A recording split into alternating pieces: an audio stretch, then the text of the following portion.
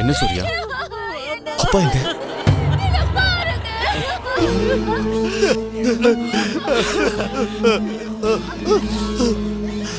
அப்பா சூர்யா அழாதீங்கப்பா. அப்பா சூர்யா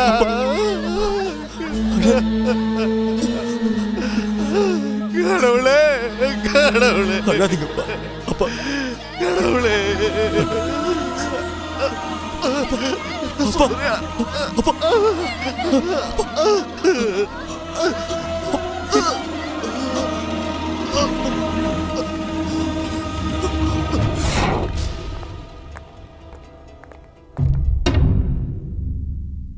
இது 2வது அட்டாக்.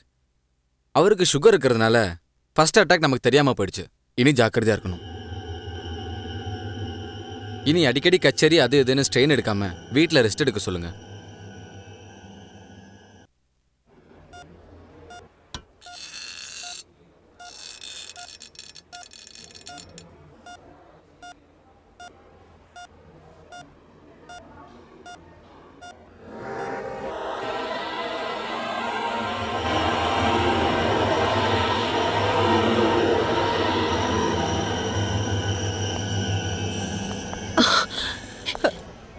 அப்பா எப்படி பாருங்க? ஒண்ணும் இல்லம்மா, மயக்கத்துல இருக்காரு. நான் போய் இந்த மருந்தெல்லாம் வாங்கிட்டு வந்துடுறேன். ஏய் நீ இங்கே நான் போய் வந்துடுறேன். அதோ அவங்க உன்னதான் பார்க்க வந்திருக்காங்க.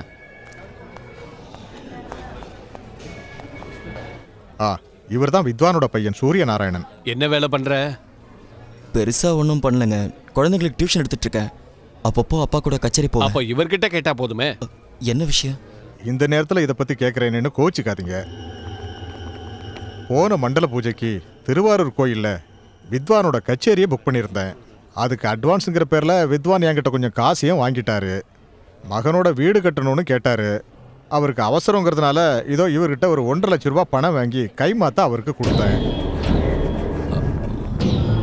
எனக்கு அவர் மேலே எப்போவுமே நம்பிக்கை உண்டு. ஆனால் இது காசு விஷயம் இல்லையா, அதான் கேட்டுட்டு போகலான்னு வந்தேன். நான் அப்பா கிட்ட கேட்டு சொல்றேங்க. நீ அப்பாட்ட கேப்பியோ என்ன பண்ணுவியோ எனக்கு தெரியாது. நான் எங்க ஊர்ல சின்னதா வட்டிக்கு கொடுத்து புழைச்சுக்கிட்டு இருக்கேன். இப்ப பெரிய பிரச்சனையில மாட்டி விட்டீங்கல்ல, 1.5 லட்சம் பா. நான் ஏதாவது முயற்சி பண்றேங்க. ஒரு காசு கூட சம்பாதிக்காத நீ என்ன பண்ண போற? இதுக்கு உடனே ஏதாவது ஒரு வழி பண்ணணும்ப்பா, இல்லாட்டி பிரச்சனையாகும்.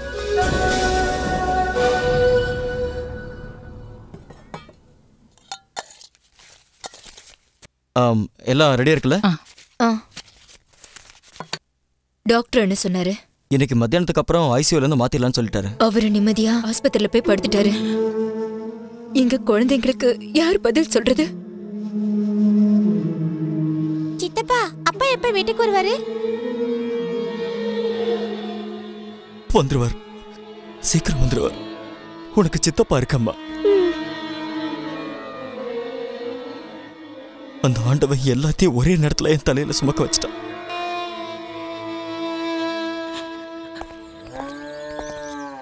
வணக்கம். வணக்கங்க. ஹாஸ்பிட்டல் கிளம்பிட்டீங்க போல் இருக்கு. ஆமா, நாங்களும் அங்கே இருந்து தான் வரோம். ஐசியூல இருக்கிறதுனால அப்பாவை நேரில் பார்க்க முடியல. டாக்டர் என்ன சொல்றாரு? பிரச்சனை ஒண்ணு இல்லைன்னு சொல்லியிருக்காங்க. இதை பாருங்க, டாக்டருங்க எப்பவுமே அப்படிதான் சொல்லுவாங்க. அதையெல்லாம் நீங்க நம்ப வேண்டாம். புரியலையே. என் பேர் பொன்னுசாமி, இவன் பேர் தாசு. உங்க அப்பாவை பார்க்கலான்னு வந்தோம். இப்போ உங்களா பார்த்துக்கிட்டு இருக்கோம். முன்ன பின்ன தெரியாத ஆளுக்கு நாங்க பணம் கொடுக்கறதே இல்லை. ஆனா உங்க அப்பா வந்து கேட்கும்போது நாங்க மாட்டேன்னு சொல்ல முடியுமா? 3 லட்சம்லாம் வாங்கியிருக்காரு. அதுல ஒரு 50,000 ரூபாய் ஐயா திருப்பி கொடுத்துட்டாரு.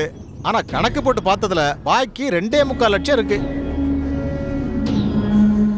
உங்க நிலைமை என்னன்னு எனக்கு புரியுது. அதனால வட்டி எனக்கு வேண்டாம். ஆனா என் முதல் எனக்கு வேணும் இல்லையா, அதை மட்டும் சூரியன் திருப்பி கொடுத்தா போதும். ஒருவேளை எங்க அப்பாக்கு ஏதாவது ஆச்சுன்னா எல்லாத்துக்கும் நான் இருக்கேன்னு நீங்க ஒரு கையெழுத்து போட்டு கொடுக்கணும். எல்லாம் ஒரு சேஃப்டிக்கு தான். அப்ப எங்க காசு எப்ப எங்களுக்கு கிடைக்கும்? இல்லங்க, நான் உடனே எங்களுக்கு கொடுங்கன்னு கேட்கல. ஆனா 1-2 மாசத்துல எங்களுக்கு பணம் வந்தாகணும். என்ன எல்லாம் ஞாபகத்துல இருக்கணும்னு நினைக்கிறேன். வரட்டுமா?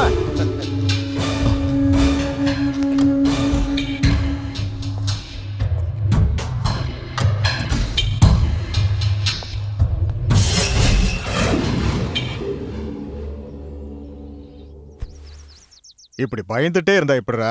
கொஞ்சமாவது மனதைரியம் வேண்டாமா? உங்க அப்பாவோட இடத்துல வேற யாராவது இருந்தாங்கன்னா இந்நேரம் கோடி கணக்கில் சம்பாதிச்சிருப்பாங்க. ஆனா சங்கீதத்தை ஒரு வியாபாரமா பார்க்காம வாழ்க்கையா வாழ்ந்தவர் உங்க அப்பா. இதால கிடைச்சது என்ன? வாழ்ந்த வாழ்க்கையில கொஞ்சம் கடன், அவ்வளவுதானே. இந்த காலத்துல இவ்வளவு பெரிய குடும்பத்தை காப்பாத்துறது ஒன்றும் சாதாரண விஷயம் இல்லை. அப்புறம் திவாகர் இருக்கானே, அவன் கல்ஃப்ல இருந்து வந்ததுக்கு அப்புறம் பல பிசினஸ் ஆரம்பிச்சு அதுல ஏகப்பட்ட கடனாளி ஆகிட்டான். அவன் பட்ட கடனை எல்லாம் உங்க அப்பா தான் அடைச்சிட்டு இருந்தாரு. எனக்கு இப்ப என்ன பண்றதுன்னே தெரியல. நீங்க தான் எனக்கு உதவி பண்ணணும். எங்கேயாவது எனக்கு ஒரு வேலை வேணும். நான் இப்ப சம்பாதிக்கலன்னா என் குடும்பத்தை காப்பாற்ற முடியாம போயிடும். என்னப்பா இப்படி எல்லாம் பேசிட்டு இருக்க?